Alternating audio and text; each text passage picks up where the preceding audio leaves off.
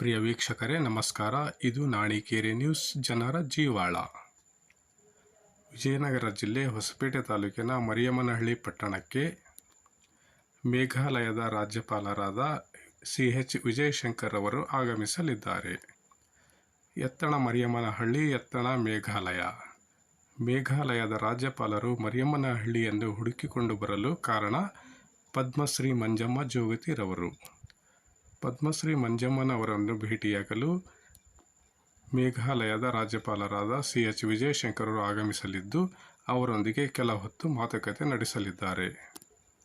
ಈ ಹಿನ್ನೆಲೆಯಲ್ಲಿ ನಾಣಿಕೇರಿ ನ್ಯೂಸ್ ಮಂಜಮ್ಮ ಜೋಗತಿರವರೊಂದಿಗೆ ನಡೆಸಿದ ಮಾತುಕತೆಯ ಒಂದು ವರದಿ ನಮ್ಮ ವೀಕ್ಷಕರಿಗಾಗಿ.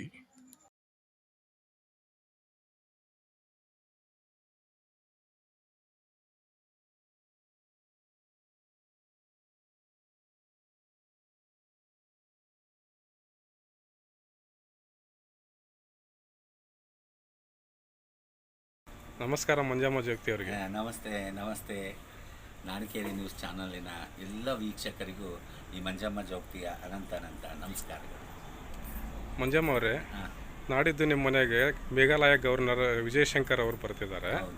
ಈ ಕುರಿತು ನಿಮ್ಮ ಅಭಿಪ್ರಾಯ ಏನು, ಹಾಗೂ ನೀವು ಅವ್ರ ಜೊತೆ ಏನು ಹಂಚ್ಕೊಳ್ಳಿಕ್ಕೆ ಇಷ್ಟಪಡ್ತೀರಿ? ಅವರು ಬರ್ತಾ ಇದ್ದಾರಂತ ಪೊಲೀಸರು ಮಾಹಿತಿ ಕೊಟ್ಟಿದ್ದು, ಬಳ್ಳಾರಿಯವರೊಬ್ಬರು ಮಾಹಿತಿ ಕೊಟ್ಟಿದ್ದು ಅಷ್ಟೇ ಗೊತ್ತು. ಜಿಲ್ಲಾ ಆಡಳಿತದಿಂದ ಯಾವುದು ಅಧಿಕೃತ ಪತ್ರ ನನಗೆ ಬಂದಿಲ್ಲ. ಬರ್ತಾರೆ 23ಕ್ಕೆ ಅನ್ನೋದು ಮಾತ್ರ ಅಷ್ಟೇ ಗೊತ್ತು. ಅವ್ರು ಯಾಕೆ ಬರ್ತಾರೆ, ಏನಕ್ಕೆ ಬರ್ತಾರೆ ಅಂತ ಆ ವಿಷಯ ಏನು ನನಗೆ ಗೊತ್ತಿಲ್ಲ.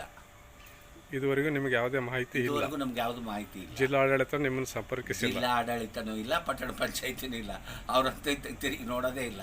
ಇಲ್ಲಿ ನೋಡ್ತಿರಲ್ಲ, ಇವ ರೋಡ್ನಾಗೆಲ್ಲ ಅವ್ರು ಬರ್ತಾ ಇದ್ದಾರೆ ಅಂದರೆ ಎಷ್ಟು ಕಲ್ಲು ರಾಶಿ, ಮಣ್ಣು, ಕಸ, ಕಡ್ಡಿ ಎಲ್ಲ ಹೆಂಗೆ ರೋಡೆಲ್ಲ ತುಂಬ್ಕೊಂಡು ಹೋಗಿದೆ. ಇನ್ನವರೆಗೂ ಅದ್ರ ಬಗ್ಗೆ ಯಾರು ಕ್ರಮನೇ ವಹಿಸಿಲ್ಲ. ಮನೆ ಮುಂದೆ ಇದು ದೊಡ್ಡ ಚರಂಡಿ ಇದೆ, ಎಷ್ಟು ವಾಸನೆ ಬರುತ್ತೆ ಇಲ್ಲಿ.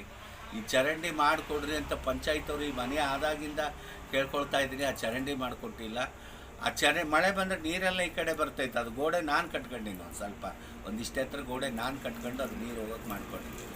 ಅವರಂತೂ ಏನು ಮಾಡಿಕೊಡ್ತಾನೆ ಇಲ್ಲ. ಸಂವಿಧಾನದ ಪ್ರತಿಷ್ಠಿತ ಹುದ್ದೆ ಗವರ್ನರ್ ಅದು. ಆಗ ಒಂದು ಗವರ್ನರ್ ಬರ್ತಾ ಇದ್ದಾರಂದರೆ ಈಗಾಗಲೇ ಸಾಕಷ್ಟು ವ್ಯವಸ್ಥೆಗಳು ಆಗಿರ್ಬೇಕಲ್ಲ? ಹೌದು, ಏನು ವ್ಯವಸ್ಥೆ ಆಗಿಲ್ಲ.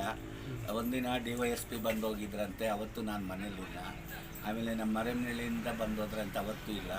ನಿನ್ನೆ ನಾನು ಬೆಂಗಳೂರಿಗೆ ಹೋಗಿದ್ದೆ, ನಿನ್ನೆನೂ ನಾನು ಇರಲಿಲ್ಲ.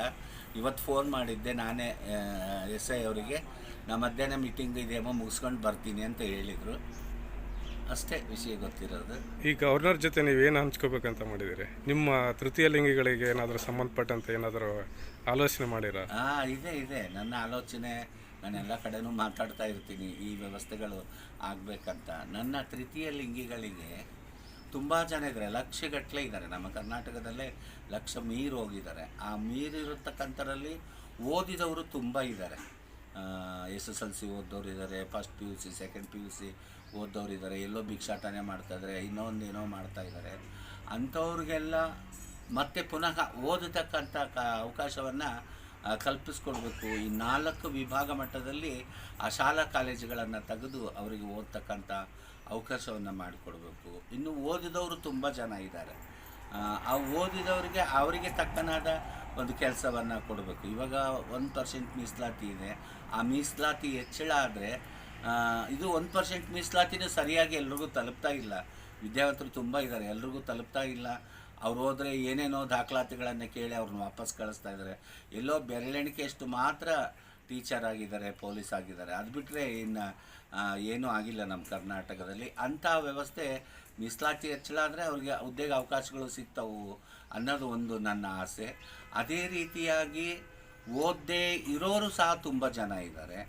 ಓದದೇ ಇರೋರಿಗೆ ಆಯಾ ಪಾರ್ಕ್ಗಳಲ್ಲಿ, ಆಫೀಸ್ಗಳಲ್ಲಿ, ಹೋಟೆಲ್ಗಳಲ್ಲಿ, ಕಂಪ್ನಿಗಳಲ್ಲಿ ಒಂದು ವಾಚ್ಮೆನ್ ಕೆಲಸ ಕೊಟ್ಟು ಅವರಿಗೆ ಒಂದು ಆಧಾರ್ ಕಾರ್ಡು, ID ಕಾರ್ಡು, ಅವ್ರಿಗೊಂದು ಮನೆ ಕೊಟ್ಟು ಅವ್ರಿಗೊಂದಷ್ಟು ಸಂಬಳವನ್ನು ಕೊಟ್ಟರೆ ಅವ್ರ ಬದುಕನ್ನು ಅವರು ಕಟ್ಕೊಳ್ಳೋದಕ್ಕೆ ಸುಲಭ ಆಗುತ್ತೆ.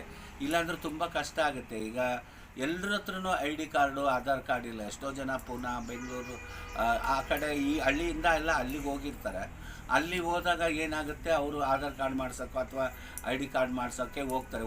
ಹೋದಾಗ ನೀವು ಓದಿದರೆ ನಿಮ್ಮದು TC ತೊಗೊಂಬರ್ರಿ, ಮಾರ್ಕ್ಸ್ ಕಾರ್ಡ್ ತೊಗೊಂಬರ್ರಿ ಅಂತಾರೆ.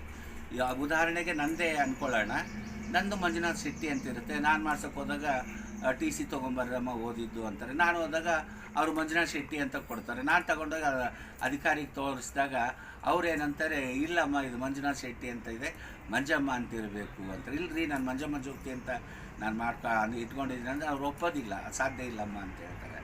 ಅಂಥ ತೃತೀಯ ಲಿಂಗಿಗಳಿಗೆ ಗ್ರಾಮ ಪಂಚಾಯಿತಿಯಿಂದ, ಪಟ್ಟಣ ಪಂಚಾಯಿತಿಯಿಂದ, ಜಿಲ್ಲಾ ಆಡಳಿತದಿಂದ ಅವರು ನಮ್ಮ ಭಾಗದವರು, ನಮ್ಮ ಹಳ್ಳಿಯವರು, ನಮ್ಮ ಪಂಚಾಯತಿಯವರು, ನಮ್ಮ ಗ್ರಾಮ ಪಂಚಾಯಿತಿಯವರು, ನಮ್ಮ ಪಟ್ಟಣ ಪಂಚಾಯಿತಿಯವರಿಂದ ಒಂದು ಪತ್ರವನ್ನು ಕೊಡೋದ್ರ ಮುಖಾಂತರ ಅದನ್ನು ಆಧಾರವಾಗಿ ಇಟ್ಕೊಂಡು ಅವ್ರು ಎಲ್ಲೆಲ್ಲಿ ಇರ್ತಾರೋ ಅಲ್ಲಲ್ಲಿ ಆ ವ್ಯವಸ್ಥೆಗಳನ್ನು ಮಾಡಿಕೊಡ್ತಕ್ಕಂಥ ಕೆಲಸ ಆಗಬೇಕು. ಆಮೇಲೆ ತುಂಬ ಜನ ವಯಸ್ಸಾಗಿರೋರು ಇದ್ದಾರೆ.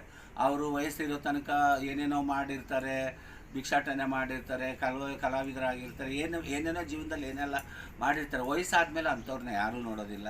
ಅಂಥವ್ರಿಗೆ ವಿಭಾಗ ಮಟ್ಟದಲ್ಲಿ ಒಂದು ಆಶ್ರಮವನ್ನು ಮಾಡಿದರೆ ಆರಾಮವಾದ ಜೀವನನ ಅಲ್ಲಿ ಮಾಡ್ತಾರೆ. ಇಷ್ಟೋ ತನಕ ನಾನೇನೆಲ್ಲ ಹೇಳಿದ್ನ ಇದನ್ನೆಲ್ಲ ನನ್ನ ಟ್ರಸ್ಟ್ ಮುಖಾಂತರ ನಾನು ಮಾಡಬೇಕಂತ ದೊಡ್ಡ ಆಸೆ ಇಟ್ಕೊಳ್ತಾ ಇದ್ದೀನಿ.